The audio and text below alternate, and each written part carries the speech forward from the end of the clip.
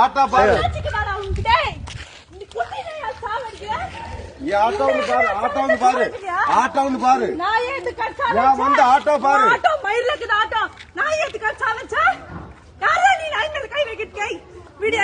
எடுத்து போடு போலீஸ் கூப்பிடு எங்க போற வாங்க போடு போடு போடு போடு ஆட்டோ ஆட்டோ குடுத்துட்டு போடு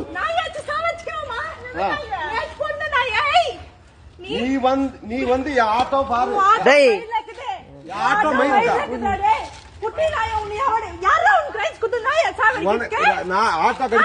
ஆட்டோ கடிக்க உனக்கு யார் ரைஸ் கொடுத்து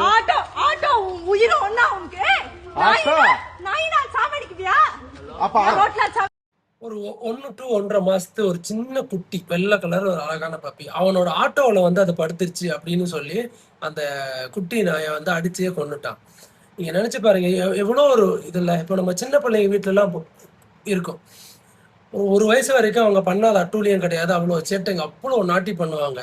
ஸோ அப்படி நீ சம்மந்தப்பட்டவங்ககிட்ட சொல்லியிருக்கலாம், இல்லை அதை தூக்கி வெளியில விட்டுருக்கலாம். இப்படி அடிச்சு கொண்டுட்டு கூட அவன் எவ்வளவு தெனாவிட்டா திமுறா பேசுறான் பாருங்க. ஒரு உயிரை துடிக்க ஒரு பச்சை குழந்தைய அடிச்சு கொண்டுட்டோம் அப்படிங்கிற ஒரு குற்ற உணர்ச்சி கூட அவனுக்கு இல்லை. இவன் மேல வந்து போலீஸ்ல எஃப்ஐஆர் ஃபைல் பண்ணிட்டாங்க. தயவு செஞ்சு இவன் மூஞ்ச நல்லா பாத்துக்கோங்க. இவன் ஆட்டோல யாருமே சவாரி பண்ணாதீங்க. எதுவுமே அறியாத எந்த ஒரு இதுவுமே தெரியாத ஒரு குழந்தைய அடிச்சு கொள்றவன் நாளைக்கு இதே மாதிரி தான் மனுஷங்களோட சின்ன குழந்தைங்களை போய் அங்க ஏதாவது ஆட்டோக்கள் ஏதாவது பண்ணா இந்த மாதிரி அடிச்சு கொள்ளுவான்.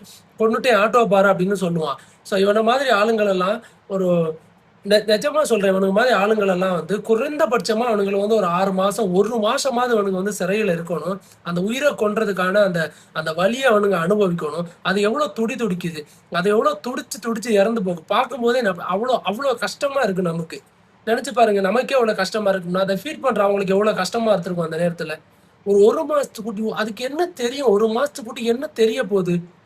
ஸோ இவனை மாதிரி ஆளுங்கள்லாம் மன்னிக்கவும் கூடாது. போலீஸ்ல இவனுக்குலாம் தக்க தண்டனை கொடுக்கணும். முதல்ல இவனை மாதிரி ஆட்டோக்காரங்களை வந்து யாருமே சவாரி செய்யாதுங்க.